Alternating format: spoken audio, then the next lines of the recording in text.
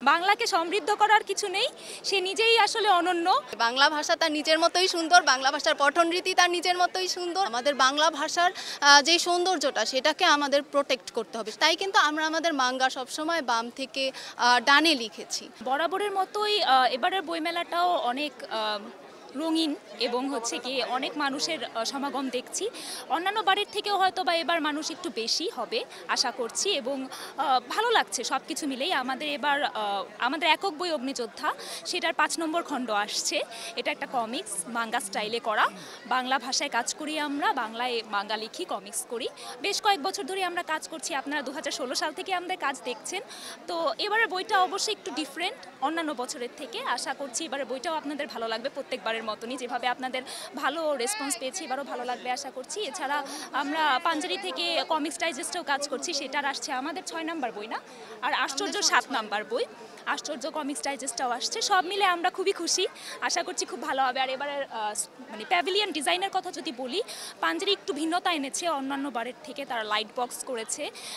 এটা অবশ্যই অন্যান্য প্যাভিলিয়ন থেকে ওনাদেরকে এগিয়ে রেখেছে। অনেকটা নতুন নতুন এটা একেবারেই নতুন, কারণ হচ্ছে বাংলাদেশে এই ধরনের স্টাইলে কাজটা কম হয়েছে। ওনারা এই চিন্তা করেছে কিংবা কাজটা করেছে, এটা অবশ্যই ভালো লাগছে। ইলাস্ট্রেশনগুলো দিয়েছে, এটাও একটা নতুনত্ব এনে দিয়েছে আশা করছি। কমিক্স যেমন সাহিত্যের একটা ধারা, তেমনি একই সাথে শিল্প। তো শিল্প আর সাহিত্য এই দুটোকে কম্বিনেশন করা হয়েছে, যেহেতু ডেকোরেশনের ব্যাপারটা, সাজানোর ব্যাপারটা, আবার অন্যদিকে এটি সাহিত্যের একটি ধারা, এটার তো আরও বেশি প্রমোশন দরকার।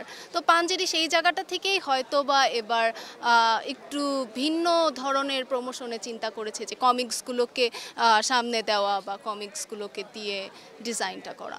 যারা পড়েছে বা আমাদের কাজ দেখেছে তারা দেখবে অনেক সময় যে আমাদের কিন্তু চিরাচরিত মাঙ্গাগুলো হয় ডান থেকে বামে পড়ার সিস্টেমটা, জাপানের ভাষা যেহেতু ডান থেকে বামে পড়ে, কিন্তু আমরা বলেছি যে না, আমাদের বাংলা ভাষার যে সৌন্দর্যটা সেটাকে আমাদের প্রোটেক্ট করতে হবে, সেটাকে আসলে আমাদের সুরক্ষিত করতে হবে। তাই কিন্তু আমরা আমাদের মাঙ্গা সবসময় বাম থেকে ডানে লিখেছি, যে না, এটা আমার ভাষা, এই ভাষার গৌরবটাকে এটা এভাবেই সুন্দর, বাম থেকে ডানে আমরা বই পড়বো, ডান থেকে বামে নয়।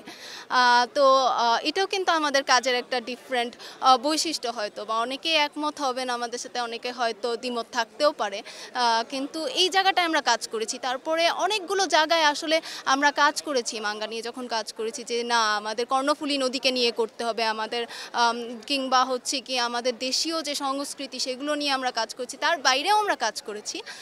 কিন্তু এটাই আর কি আমাদের জন্য একটা বাড়তি কি বলবো, আমাদের অনুপ্রেরণা। না, বাংলা ভাষাকে তো প্রসার ঘটানোর কিছু নেই, বাংলা ভাষা তার নিজের মতোই হচ্ছে সুন্দর।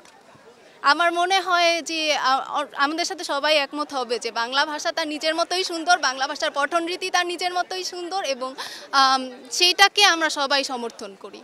বাংলা ভাষার সৌন্দর্য নিয়ে তো নতুন করে বলার কিছু নাই, ইউনেস্কো কথা বলেছে, আরো বড়, হ্যাঁ বড় বড় সবাই তুলে ধরেছেন। সেই রসটুকু নিয়ে শুধুমাত্র নিজেরা সমৃদ্ধ হতে চাচ্ছি। বাংলাকে সমৃদ্ধ করার কিছু নেই, সে নিজেই আসলে অনন্য। এটা নিয়ে আসলে একটা কি বলবো, রেভলিউশন হয়ে গেছে। আমরা সবাই জানি এটা নিয়ে কি হয়েছে, কি হচ্ছে।